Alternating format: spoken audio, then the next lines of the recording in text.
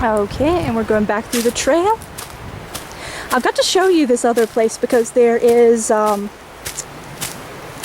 this one other part where I know the river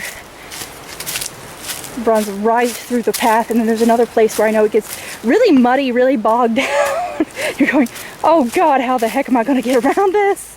And then you're going, oh, okay, just tread carefully. And I also suggest bringing some old clothing if you want to go hiking out this way, because if you really want to go hiking out in western North Carolina, it's very advisable. Don't bring your Sunday best, for the love of God, people. Bring old shoes, bring jeans, bring just whatever jacket you can.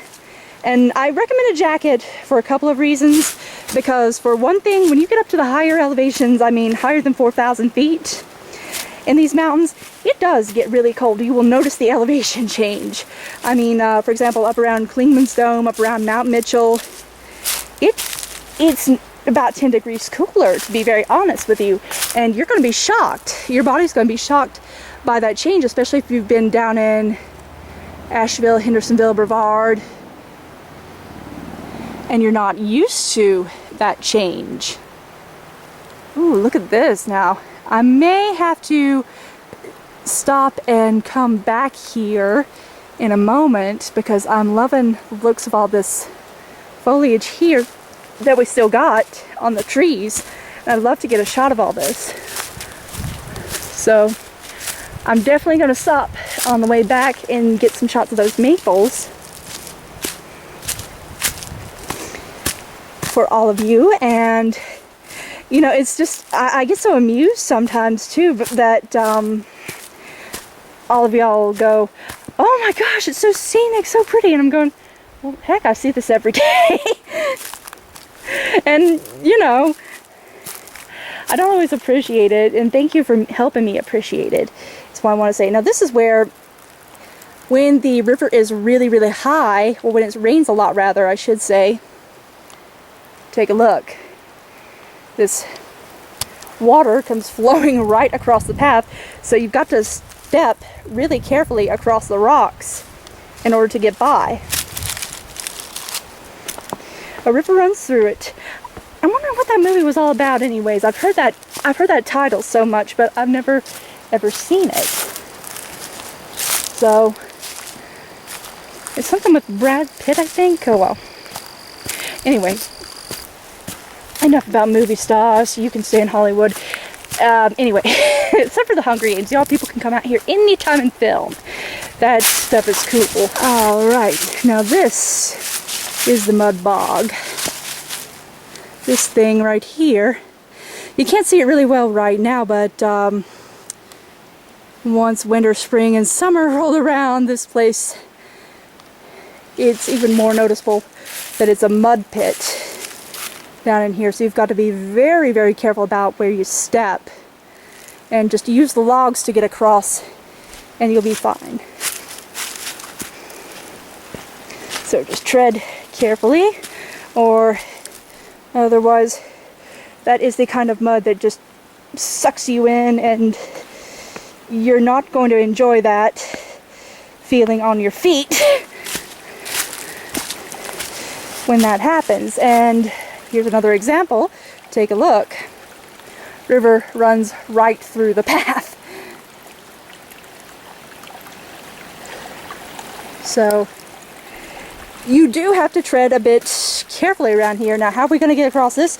There's a tiny stone there, but in general, just kind of step there on the rock, and then, let's see, where else is it? There, on that rock.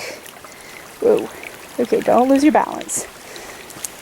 Okay, there, and right there, and we're across. Actually, Mary, I don't know if you would have made that across. You would have been like, no. Maybe. Or maybe you would have been, maybe you would have come across anyway. I don't know. I know your mom probably wouldn't have those. She probably would have been, nope, I'm sitting this one out. But I can't blame her, especially with all those stories you told me about Mother Nature kind of attacking her. Lady, poor lady. Like, leave Mary's mom alone, Mother Nature. She's trying to enjoy your beauty. For the love of God here. All right, now on through all these plants here. I don't know what these are called. I'll have to ask my mother about this because she's way more reliable about a lot of plants than I am. But, you know, I can tell what a rhododendron is, I can tell what a poplar, I can tell what a magnolia is, and maple, oak, oh shoot, what else? Now laurels. I can tell you what kudzu is as well, and thank goodness we don't actually have anything like kudzu around here. Take a look at this tree. Well, we don't have any kudzu around here on this trail, I should say. But yeah, kudzu, it's this plant that it's so beautiful to look at, but it absolutely chokes out other plant life underneath it and just takes a place. It's one of those things that I have such a love-hate relationship with because it's so pretty to look at, but I know what it does to other plant life, and it leaves me a bit conflicted at the same time. And it's also such a part of the South anymore. I mean, it was started as a beautification project in the South to help with land blight, or, well, you know, soil erosion, I should say. It helps out with soil erosion in the South, or at least they thought it helped out with soil erosion back in the day. And in the 50s, they finally made the determination that, oh, it's just a useless plant that just chokes out every other plant life. Well, all other plant life. Just a useless plant that chokes out all other plant life. Yeah, you can't say it's simple, April. You've got to stumble me an idiot about everything. Oh, well. Anyway, this tree, I just want to focus on this tree because take a look at all the roots here. Now, this is a conglomeration of, well, not a conglomeration, a combination. Yeah, there I go, mixing my words again. Aren't I smart? Mix of several trees that just kind of grew together around the roots and grew up into one huge tree. Pretty nice to look at, huh? Well, anyway, I'm gonna go on down now that I'm finished rambling, stumbling. Anyway, the path does keep going on and on up, but I'm going to kind of stop off down here at this little section and get back in here, down with all the leaves. And it's, again, be careful of where you're stepping, or try to be as careful as you can. I mean, I've taken some spills and tumbles myself, you know, as a kid, and even when I'm trying to be really careful, just boom, bam, right on my knees. So stuff happens, but just the old adage of look before you leap, or touch the ground before you step, rather, is always advisable. I mean, very advisable. And this is a very pretty part of the river right here. Yeah, I know you can't see anything through all the trees, through all the shrubs, but it's very nice to look at. And like with Looking Glass Falls, it's a very great place to go swimming and just chill out in the summertime. But of course you have to drive to get here, though. That's something you got to think about.